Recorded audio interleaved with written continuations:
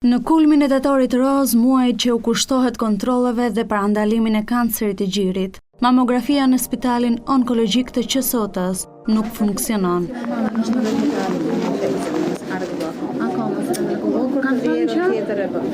Report TV bisedoi jashtë kamerës me disa gra që ishin paraqitur për këtë ekzaminim, por pa mundur ta kryejnë. Ato thonë se mjekët u kanë sugjeruar që për momentin të bëjnë vetëm ekogjiri, pasi pajisja ka dalë jashtë funksionit prej afro një javë për shkak të një defekti.